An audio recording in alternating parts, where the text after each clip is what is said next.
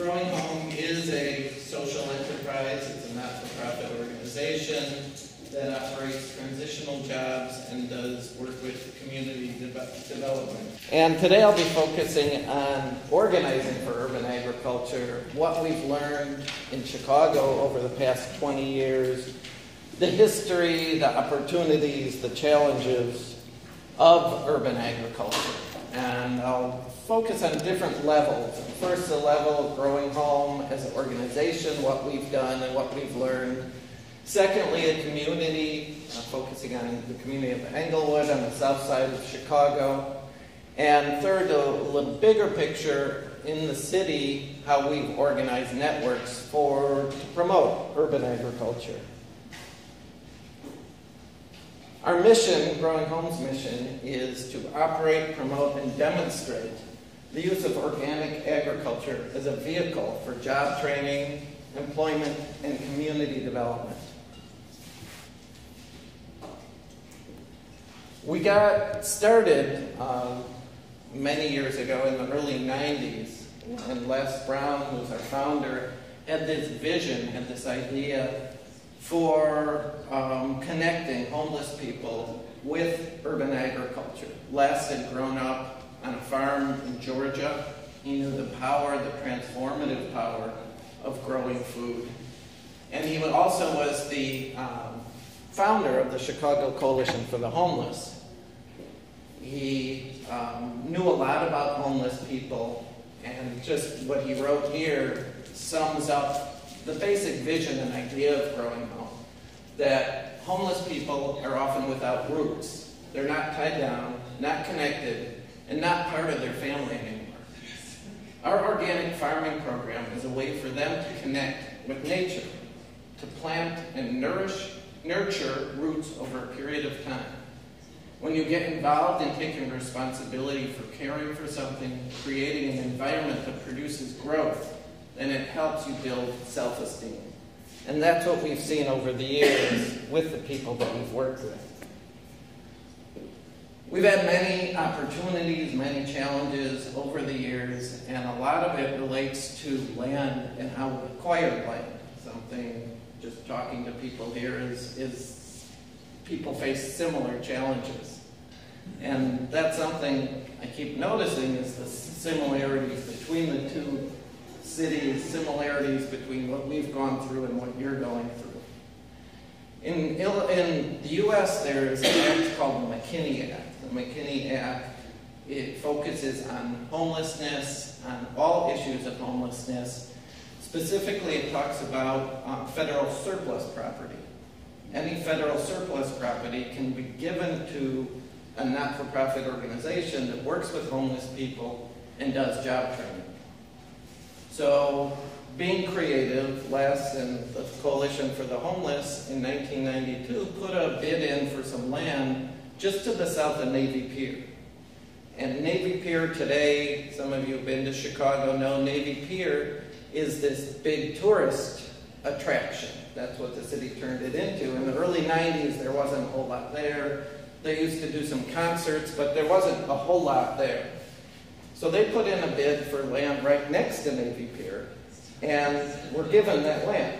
And with the idea of big, nice pictures of greenhouses and using it to develop Growing Home. The city found out that the land was going to be transferred to the Coalition for the Homeless, and they put in a bid to a different federal department, and they got the land too. And then the General Service Administration said, you guys work it out.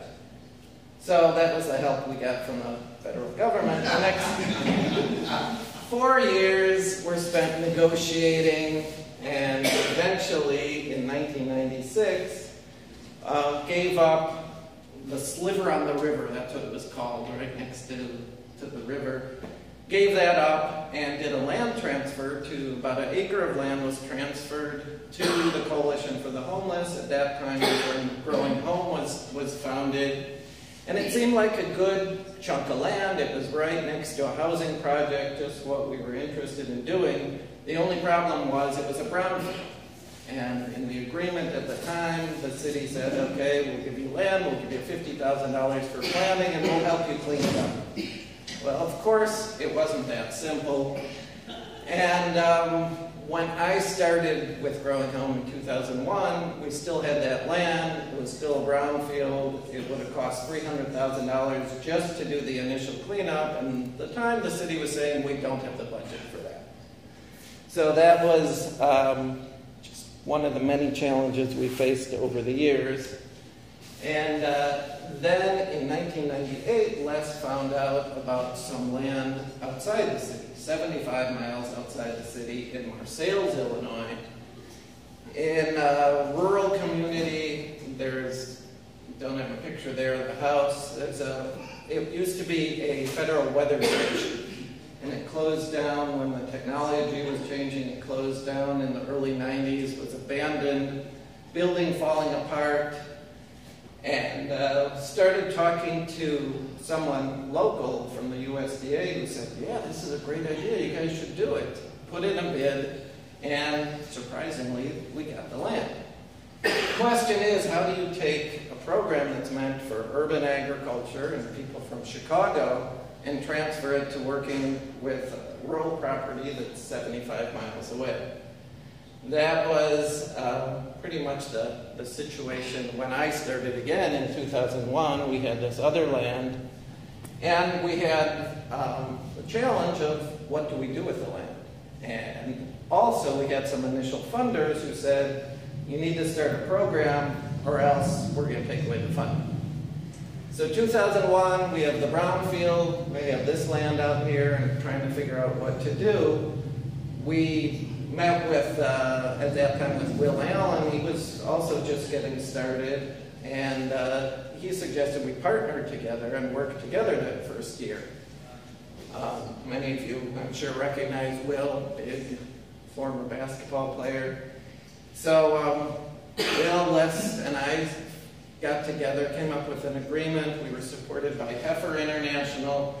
And we said, we'll take people, we'll recruit them directly from shelters on the south side of Chicago, south and west side of Chicago. We'll take them out to the farm.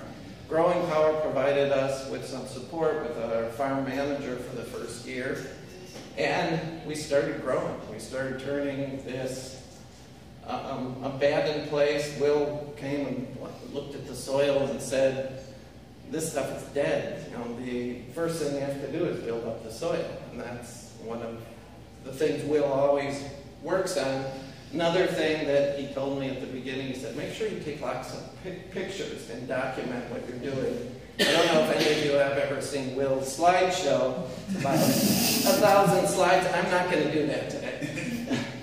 So we started working together and bringing people from shelters. Hour-and-a-half drive. They'd get up at 4:35 in the morning, make this drive, and work. And one of the things that really struck me was working with one of their case managers. He said, what are you doing with these people? He said, you know, they're getting up in the morning. I've never seen them do that. They're coming back. They're satisfied with what they're doing. They're coming back with smiles on their faces. Are they just having a party out there? And the connection that they had, the transformation from planting that seed, from getting outside the city, from breathing fresh air, really had an impact on people and really changed their lives. And they would take the food. We have an early video, somebody saying, these are my chickens. They would take the food to the market, and they'd say, this is what I grew.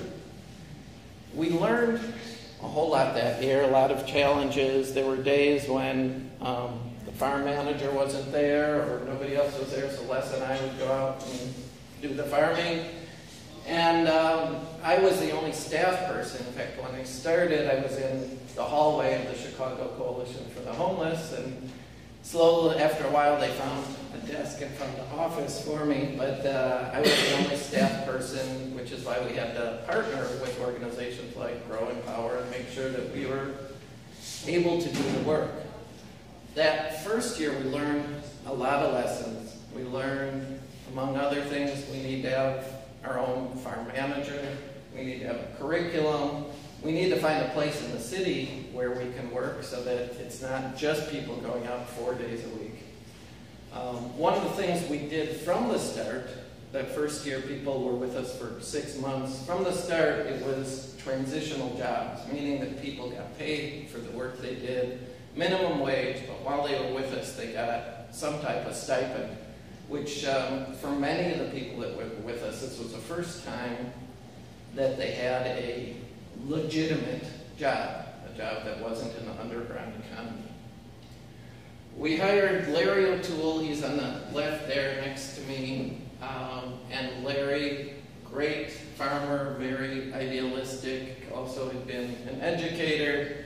He started developing the curriculum, and he also had connections with a place on the south side, Sukasa Catholic Worker, which at the time was working with a lot of immigrants, a lot of refugees, accepting them, and they also had a garden outside that they needed somebody to operate. We were looking for a place where we could do our urban farm, so it was a great connection. We started working at Sukasa. We agreed we would run their garden.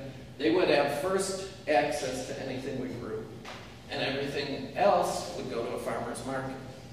A couple other people, we had other partnerships and internships, and we started developing our curriculum.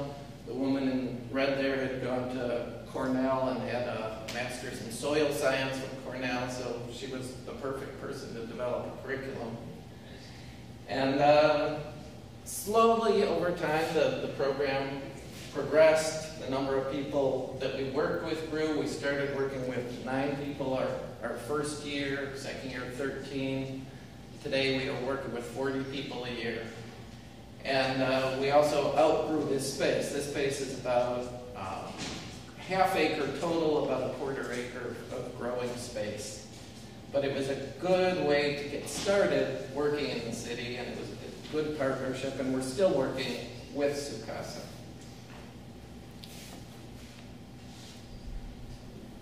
So like I said, we run unemployment training programs. It's a social enterprise. We sell the produce that we grow. And today we have 4 USDA certified organic farms. Our urban farms are the only ones in the city that are certified organic. We work with people who have many barriers to employment. Our first year, we were focusing on homeless people. We found there's a real overlap between people who've been homeless, people who've been incarcerated, people struggling with recovery from all sorts of addictions. And so we broadened the recruitment of who we were working with and said we work with anyone who has barriers to employment. And most of the people we work with have been outside the formal labor force for years, if they've ever had a formal job. This is in our building. It's our urban farms manager with some staff. We have a small greenhouse there, processing area. It's a very multi-purpose building. This is in our building in Englewood. And I want to share with you some of a couple videos that we have. Last year was our 10th anniversary, and this together last year, celebrating our 10th anniversary. About 2000, well, from the time I started, we were looking for a place that would be a permanent farm that we would own. Sukasa was a great partnership, but it wasn't land that we owned, and we couldn't develop it as we wanted to. We were working with partners in the city, in the Department of Planning and Development, with the aldermen. Anytime you want land in Chicago, you have to work with your aldermen. That's their main source of power, is the land that they control. So we started talking to Englewood. Englewood's on the south side of Chicago, not far from Sukasa. Greater Englewood has about 65,000 people today. 10 years ago, there were 80,000 people in the community. Community that suffered, especially since the early 60s, high crime, poverty, big transition, people just moving out of the community, businesses moving out, grocery stores leaving. Today there's 2 major grocery stores for 65,000 people. And we were brought in to a planning process with the team that Englewood was involved in, and that 16 neighborhoods in Chicago were involved in through LISC and the New Communities program, where about, I think, 600 residents got together over time and developed a quality of life plan for the neighborhood.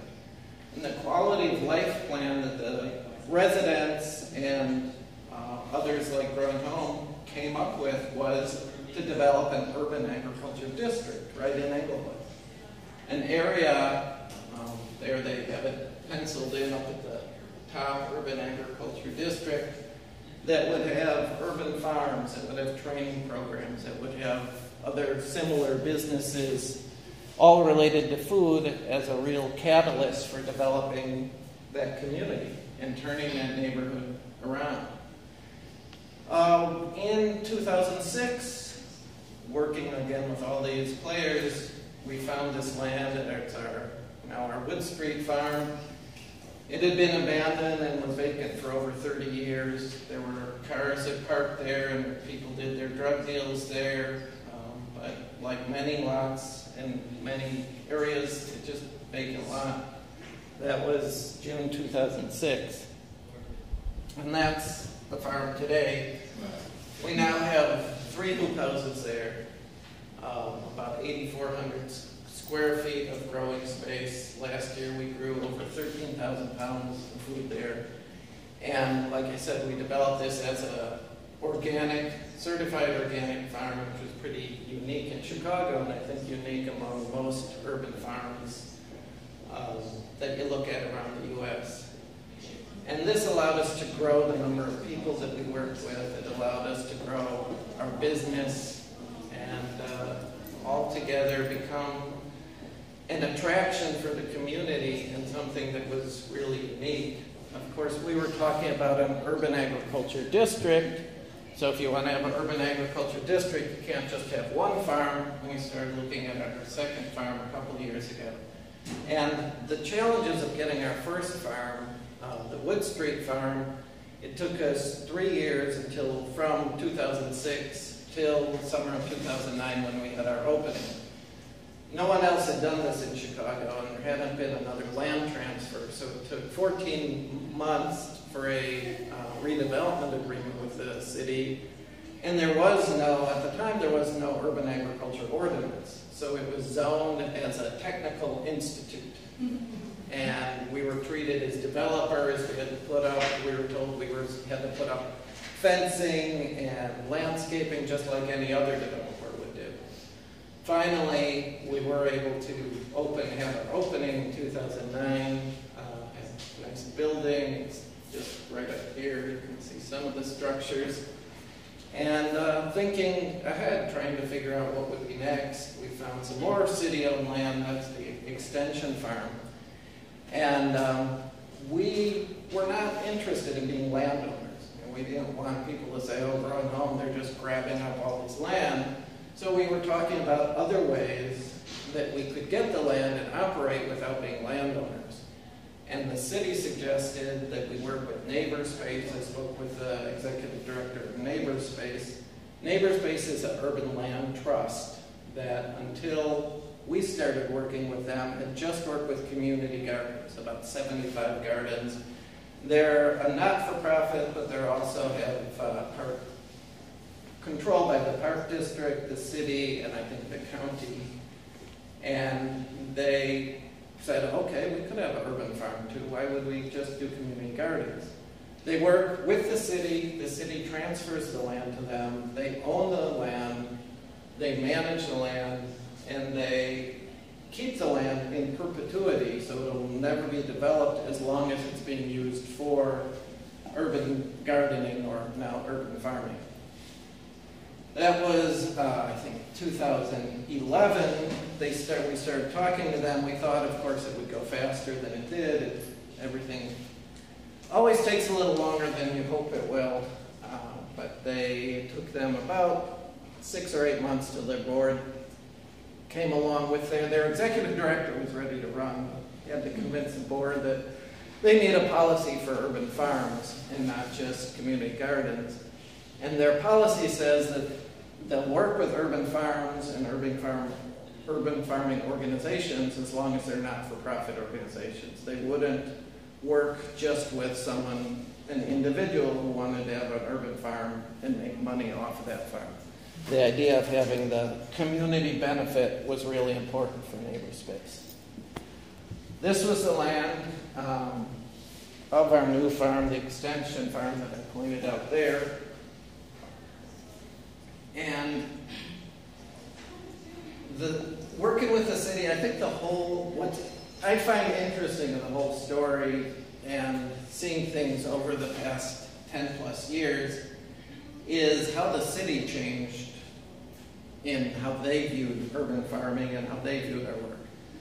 Back in 2002, they were just trying to push us aside and kind of hope that it would happen without much of their input. And then they transferred that land to us, but the land we found out later, also had contaminants on it. And by then, we had already owned the land, so they said, you guys, we can't really help you, you have to clean it up yourself.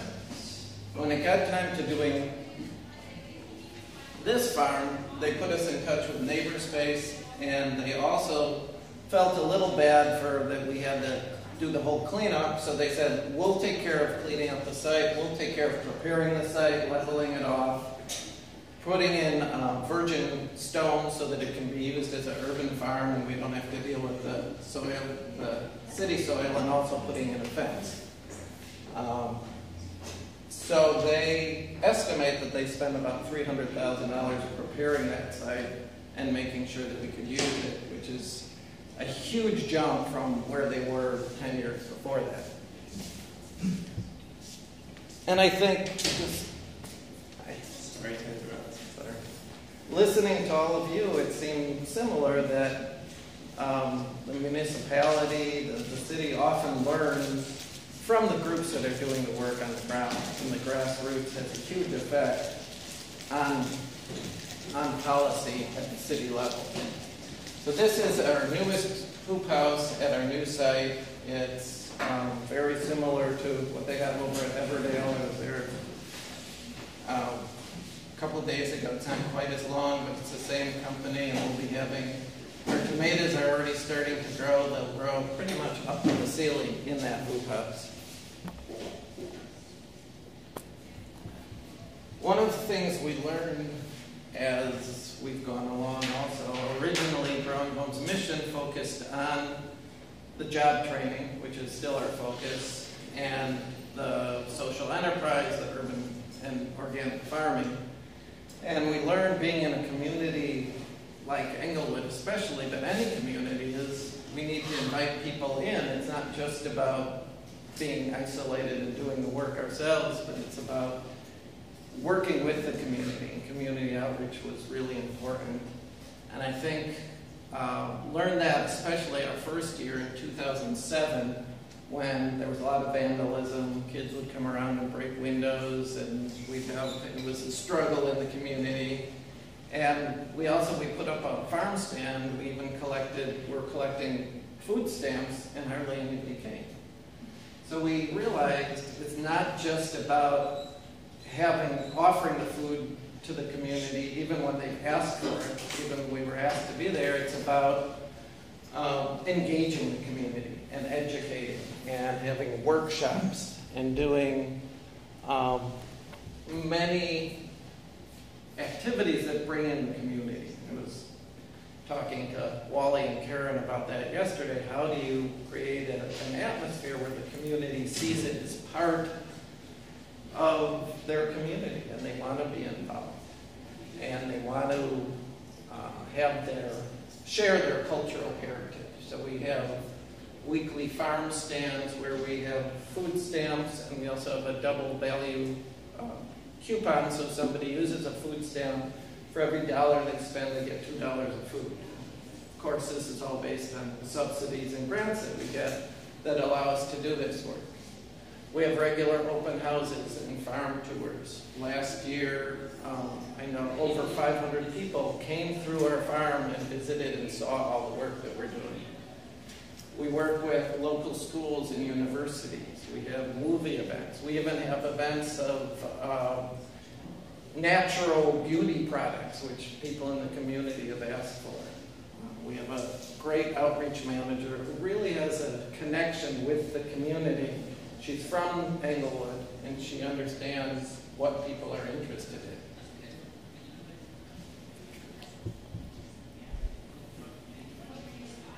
As the first farm in this idea of having an urban agriculture district, in 2010, we were able to get a grant to set up a Greater Englewood Urban Agriculture Task Force to figure out, there's this idea of doing an urban agriculture district, but what does that mean?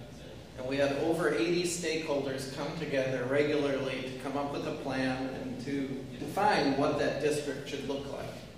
And many of you, know the term food desert.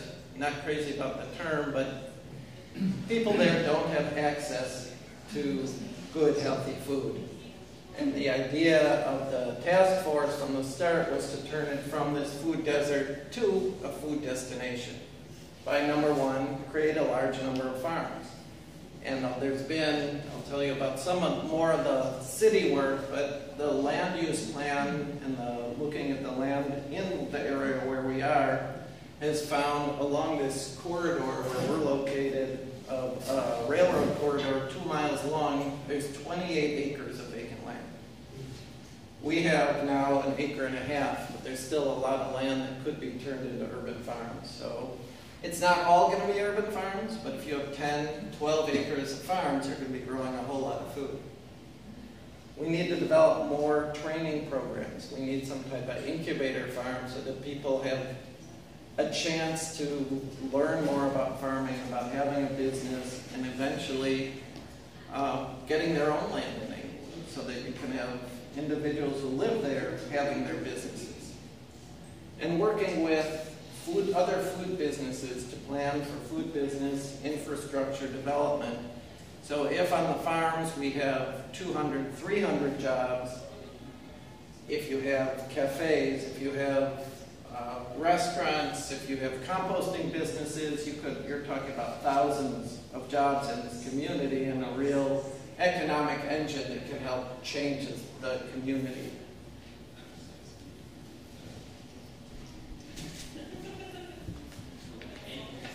And then the next level, kind of the citywide level, is working on policy change, and I've seen a lot of change happen with the city over time also.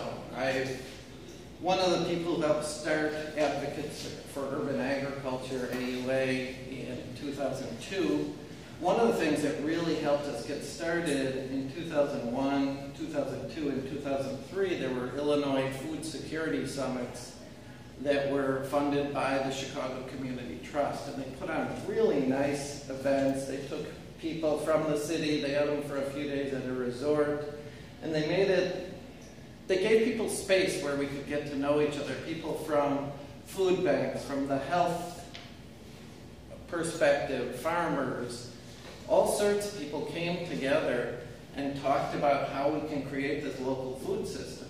And out of that came AUA, came Chicago Food Policy Advisory Council, Family Farmed, and a lot of their work came out of this.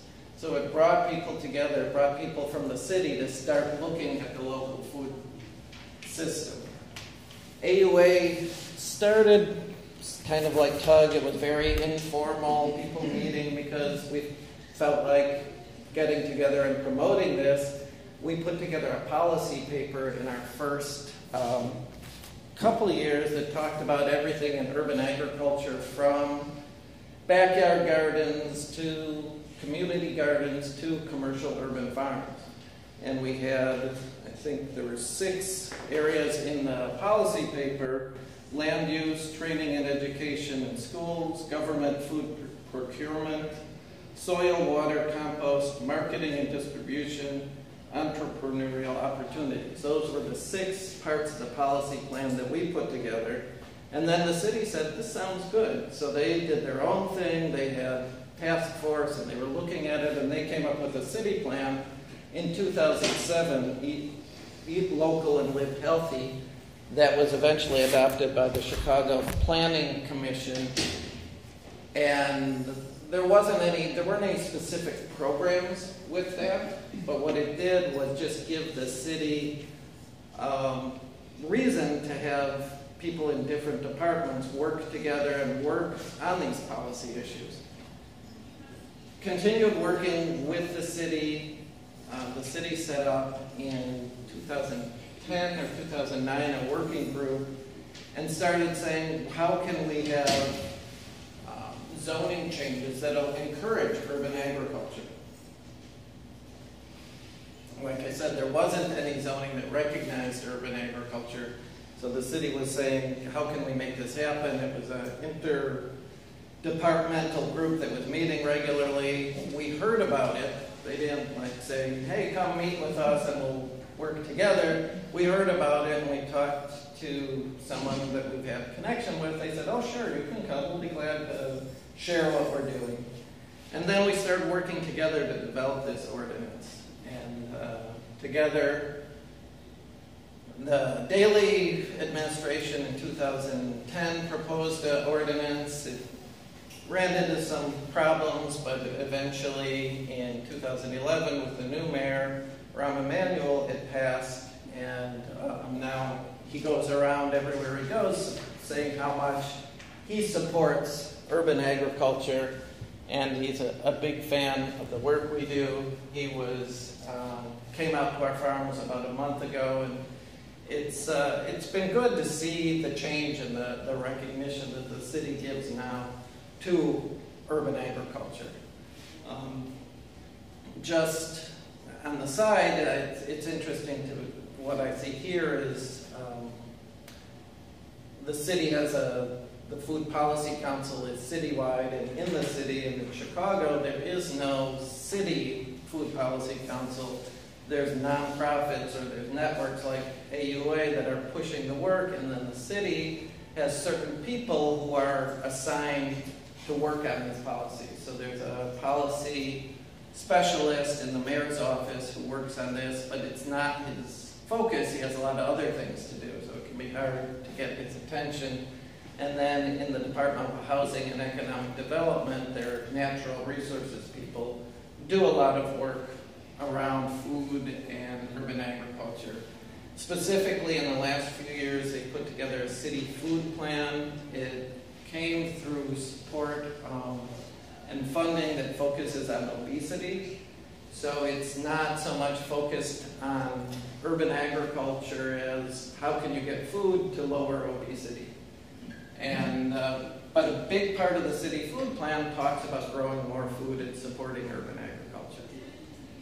More specifically, there's the Green Healthy Neighborhoods Plan, which looks at 3 neighborhoods, including Englewood on the south side. The land use planning has come out of that, and now, I don't know if any of you saw, there was an article in Grist magazine a few months ago about this super urban agriculture district in Chicago, 11 miles long and 800 acres, and somehow the numbers grew. We were talking about 2 miles and 28 acres, and but it sounded better the way they presented it. This past year, we received a Chicago Community Trust Strategy of the Year award specifically for the work we've done in Englewood, so I'll share that video with you. I'm optimistic. A lot of people say, there's all these problems in communities, there's crime, there's, you name it, there's vacant land. Well, when we see vacant land, we see opportunity instead of problems.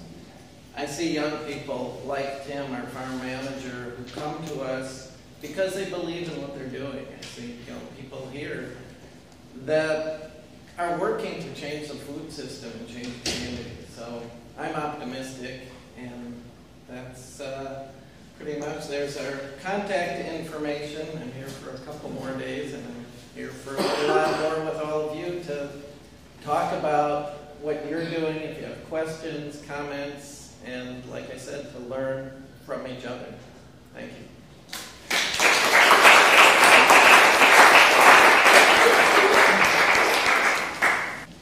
Questions?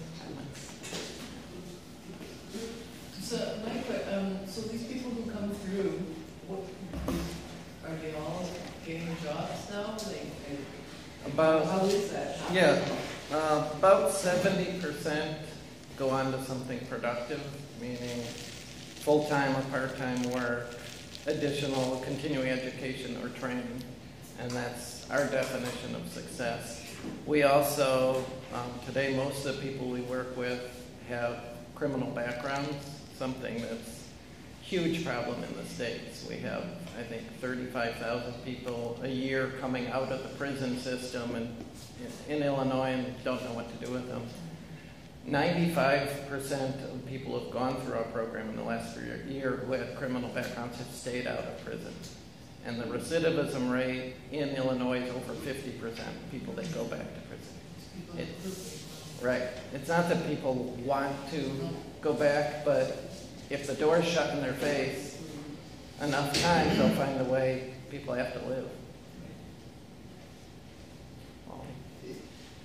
If we were to sort of distinguish two streams of people that come through this inspiring program, one in this transitional way towards jobs that would not necessarily have anything to do with food, and then the other one, which sounds like it's more recent in what you were talking about in this last video chunk, which is all these food-related, a cluster of food-related jobs in this neighborhood, and small business opportunities, and or perhaps co-op, small-scale co-op stuff, a whole variety of food-related things.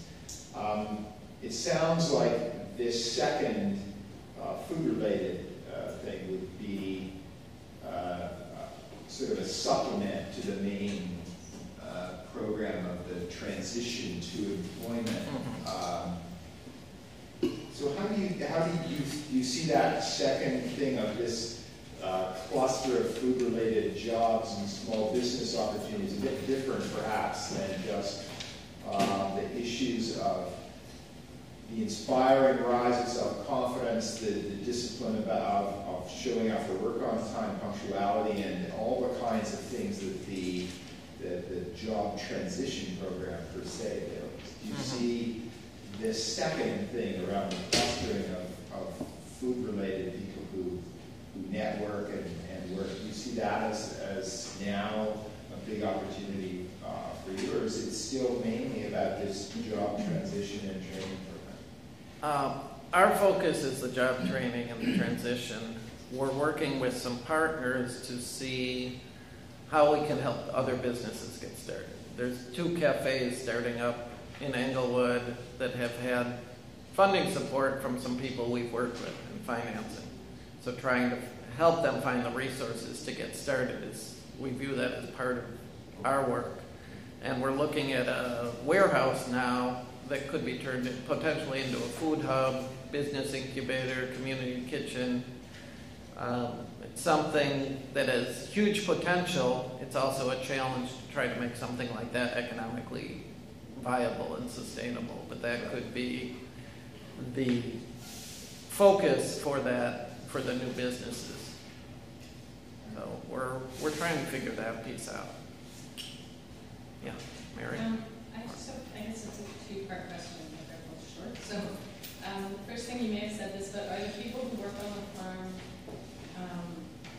paid, or are they there as volunteers to get jobs? The people that are in the training program? Yeah. Because we also have paid staff, that paid professional staff, and some of those staff are people that have been through the program. It's one of our goals is to, as we grow, to rehire people that have been through the program. They're all paid. Today we have a 14-week transitional job program, and they're paid during those 14 weeks. And some of the people continue for the second 14 weeks also as kind of specialists and mentors for the other people.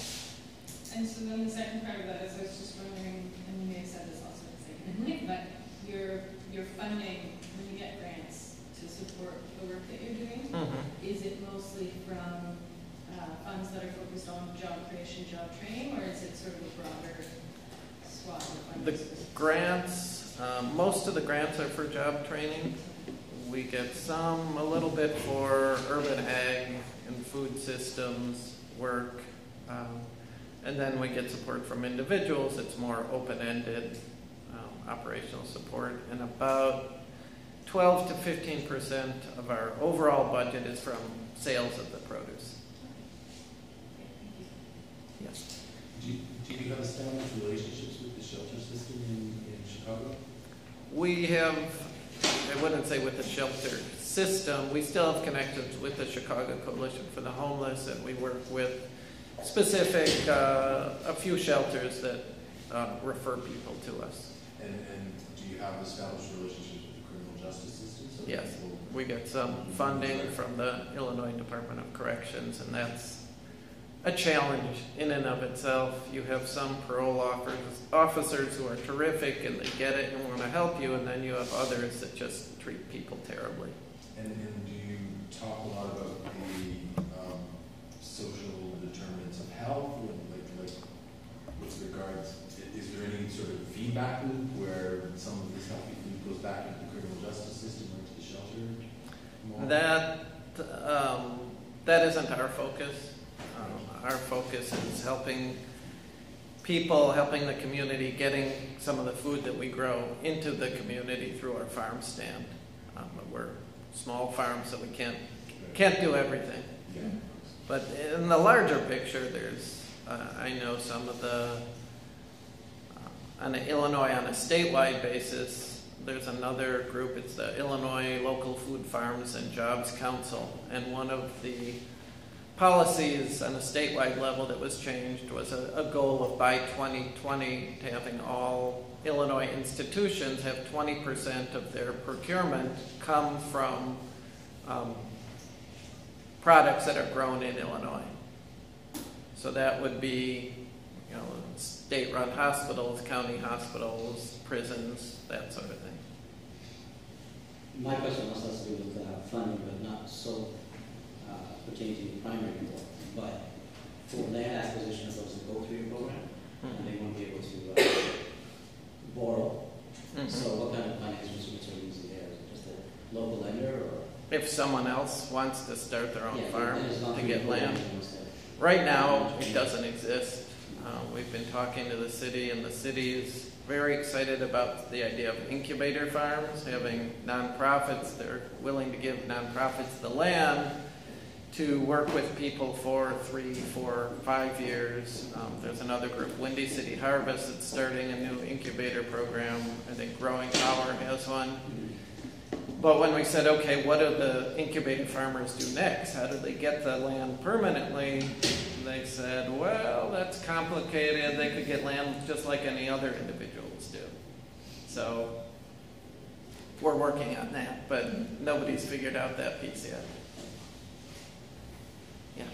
I was curious about how you started financially. Was it through the grants that you were referring to for the job training, or was there capital funding that you needed to get? It was mostly through grants, and for the job training we received support our first few years through Heifer International. They were doing a lot in urban farming, and then they switched directions. And that initial land that was such a headache because it was a brownfield, eventually we were able to sell it. So that's where a lot of the money for the capital development came from, was the sale of that land. And I have a broader question, just around, you were referring to the ordinances that were recently passed. Do you mind going into examples of how urban agriculture has been enabled through the ordinance? First of all, it recognized urban farming as something in the zoning code. So if you have an urban farm, our new farm was the first one that was zoned as an urban farm. Secondly, they made some things easier, like fencing, landscaping. They just made things much more flexible. They defined urban farms versus community gardens. So community gardens, the main purpose is for the community and having a community benefit, and urban farms have some type of commercial side to them. They also, after a lot of pushback, they allowed for incidental sales from community gardens. And so if you have an event, if you do something once a month, probably even once a week, they wouldn't say anything. You can have some sales, as long as it's not the main purpose of the gardens. So those are areas they allowed community gardens to be up to 21,000 square feet. So for most gardens, that's plenty of space. And some of the people in the city really want to work with us and see it happen. So they said, if you have a community garden that's larger, you just have two 21,000 square feet gardens next to each other. Get around. This is what the people, at the city told us to do.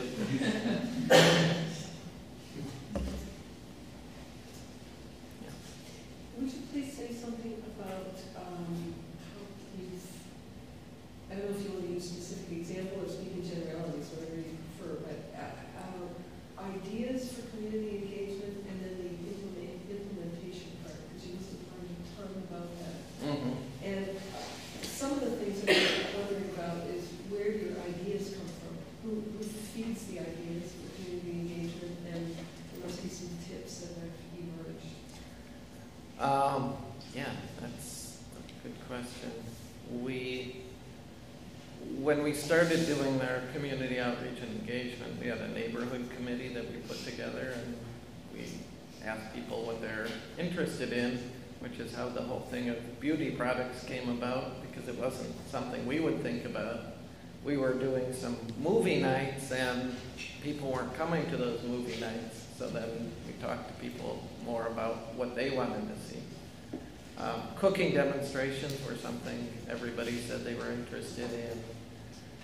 And everyone we talk to also wants activities for kids. We have school groups come, we do tours for the school groups. Last year, at first we had a part-time outreach coordinator, and then last year we received some funding to do more outreach, and we hired a full-time outreach manager who's from Englewood, and that has really helped the whole community engagement and outreach process really take off and succeed. Yeah. I'm curious if the production aspect of your farm can pay for the production aspect of your farm. Not yet. Makes sense? Is that feasible? That's the goal. Yeah. I'm not sure it's feasible on 1.5 acres. Yeah. It's certainly not feasible on 1/2 acre, which is what we've been doing up till now. One of the goals of the extension farm is to see if we can make a go of it at 1.5 acres in the city, growing very intensively. We got a grant this year to engage a business consultant to look at what's making more money and what isn't, and found that pretty much the operation is losing money, which wasn't a huge surprise, but even able to look at specific crops. So we found out salad mix, the margin on that is much lower than growing carrots or radishes. So trying to figure out where we should put an emphasis and where we can make more money, just because of the labor involved. We grow terrific salad mix, but there's a lot of labor involved in that. Or looking at radishes and how we were doing things very manually, and then for a few $100s we could get a new seeder that would cut down on our labor costs. So we did that, and things like that this business consultant has been very helpful. And we kind of ran out of money. We'd like to have them do the next stage, which would be saying, okay, you should focus more on markets, or focus more on restaurant sales, or what's the best way for you to have your business working. Could you talk about that sales part a little bit? Are all of your sales subsidized, or are some at full market value? The farmers market, for the produce from the city, the farmer's market is the best channel for us. We work at a high-end farmer's market, so we have two markets. One is Green City Market on the north side, high-end. We sell out every week, and we have a good product. So that's doing real well. The farm stand in Englewood, while sales tripled there last week, it's still highly subsidized. The prices there are about 60% of what they are at Green City Market. We have the opportunity now, as we're growing more, we were looking at either restaurant sales, which a lot of people are interested in. It's very sexy, and working with the high-end fancy restaurants, or doing another farmer's market. And there's a new farmer's market opening up. I was telling someone this. It's at one of the CTA stations in a pretty good neighborhood, a lot of potential. They came to us and said, we want you to be the only produce vendor there. So we said... It's also as sexy as the restaurant. Yeah. And the restaurants, meanwhile, have been a lot of headaches of trying to pin down the chef and pin down the, work out the sales agreement. So we decided to go for the farmer's market, where we have more experience that way also. And we also have a CSA from our rural farm, which was just over 100 members. We scaled it back this year to about 60 members, and we were doing 2 deliveries a week to Chicago. It was just too much time, and we were losing too much money. So we're reevaluating that whole thing to see if CSA is the way to go. I've got some good ideas for meeting with you about different ways to do CSAs. We've always done it all stuff that we grew ourselves on 3 or 4 acres, and our farm manager was getting burned out from keeping up with that. So, maybe we could focus on some things and find a farm to partner with on a CSA, or that type of thing, I think, is attractive. Can you speak a little bit about the implications for the broader community? I mean, these were abandoned properties, and now there's activity, and you talked about cafes springing up and things like that. Is that happening, or is there a different kind of civic engagement in Englewood than it was prior to your arrival? Slowly, it's definitely happening. Yeah. We also helped get some community allotment gardens going on some land that was donated to us just a few blocks away that wasn't as good for production for our purposes, but there's now 40 families having allotment gardens there. And there's been research showing that for every vacant lot you turn into green space, it lowers violence significantly. There was research done in Philadelphia. Englewood is still near our farm within 3-block radius. I think there were 15 shootings last year. So it hasn't changed like we'd like it to change, but slowly we're seeing changes. When we have an open house, people can come, and it's a safe space for people to be at. And is there a challenge with, are people stealing from the gardens? Is that not an ongoing problem? Not from the gardens. There's still some vandalism. We've had a few thefts. Someone stole some grow lights from us, broke in. Someone stole some laptops last year. The price we've paid for being so open is, 99 people want to be there, they're positive, but you just need one person who comes and they see these laptops. Well, we weren't careful enough, so they broke in and stole some laptops. But slowly we're seeing change, and we've also learned to be more careful. It's the price you pay for doing work in a community like that. This year we have more security guards than we've had in the past, just because someone, I think it was a 12-year-old kid who had been at our site, was working with our outreach manager, walked upstairs one day and showed one of our staff his gun that he had in his pocket and said, "I'm looking out for you. You don't have to worry." wasn't very reassuring. So, Very much, thank you for an awesome presentation and for your candor with the questions. Mine is more related to now the relationships that you have with industry there too. I know that Chicago has a food terminal there too. So how, and industry partners and within the food industry as it is, how is the relationship there and collaboration, partnerships, agreements, pretensions?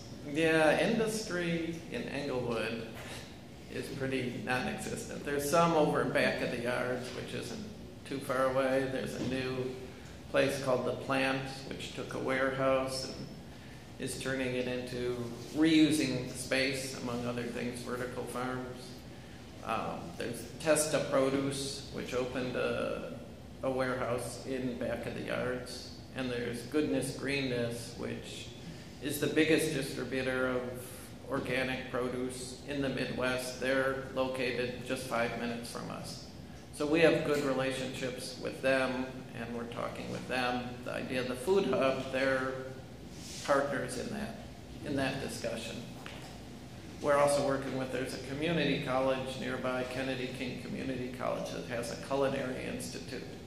So we've been talking with them about being more involved in the community. We have one of the tracks that half our interns go through is the food services and food industry track.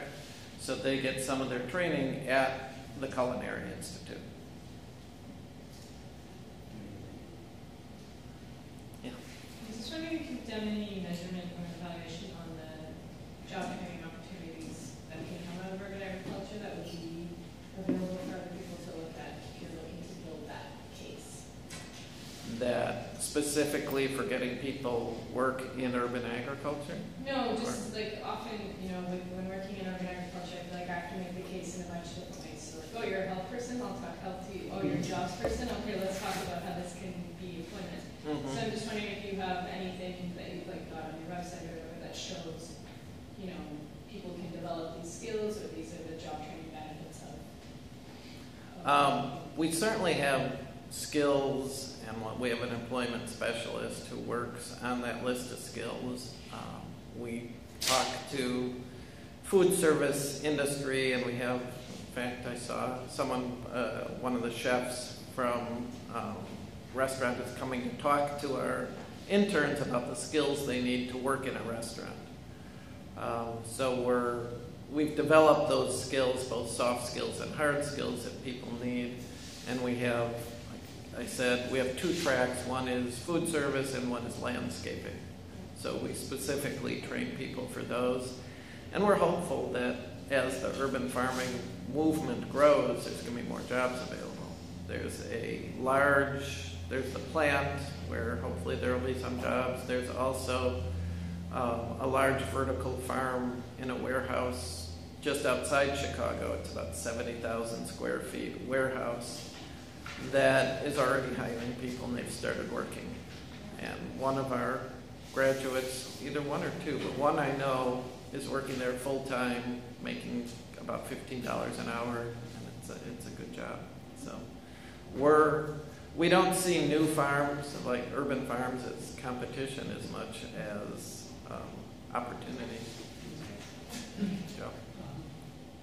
About this last point about new farms and in terms of the Englewood urban ag district, how do you see the potential for growing home itself to facilitate new farms that don't exist yet? And is that, in terms of the scaling up question,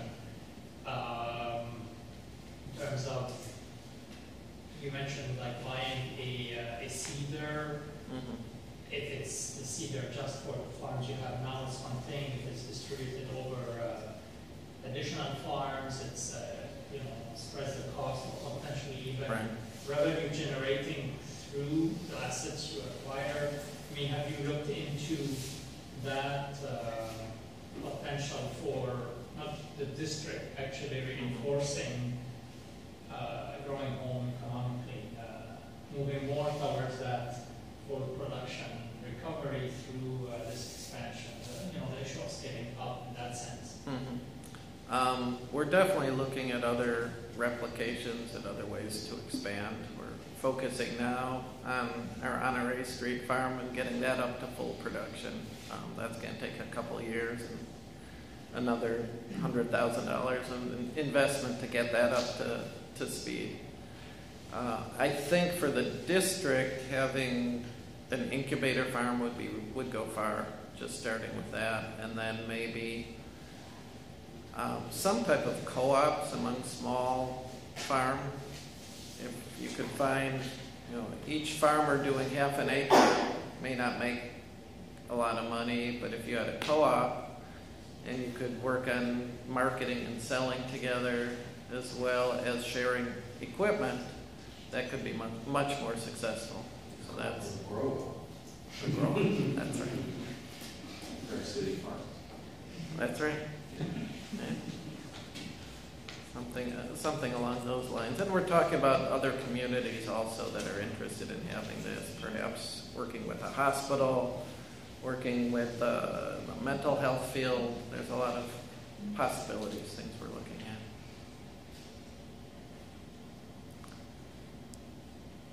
at. The challenges of the neighborhood are kind of things I talked about, getting people to come, getting people involved. A lot of people are afraid to leave their houses or be outside much. And security. We have to spend $20,000-$25,000 a year on security. It just increases the whole expense of doing work in that neighborhood. Hardly anyone else is doing programs in Englewood. It's pretty sad to see. And the building we built, as modest as it was, is the only new construction in that neighborhood at all. So it's challenging, but it's I like to look at the opportunities, just looking at the people we've worked with, a local chef who lives in Englewood and works there, people who have volunteered and stayed in the community. There's a lot of good people trying to work to make changes there. The farm bill, the one that was passed by the Senate last year, included some really good programs for urban farming and for local food, but unfortunately the way our system isn't working in the States, and so it didn't pass the House of Representatives. I don't even think it went through the committee, and so it's kind of stalled right now, and any programs they're talking about are not real positive. There was one of the deputy secretaries with the USDA really worked hard at promoting know your food, know your farmer, and we received, at a rural farm, we received a grant to do a new hoop house and that sort of thing, but she's since left the USDA, so I'm not sure what direction policy is going there. In general, government funding and government programs are being cut back a lot, and it's hurting Growing Home, it's hurting a lot of nonprofits.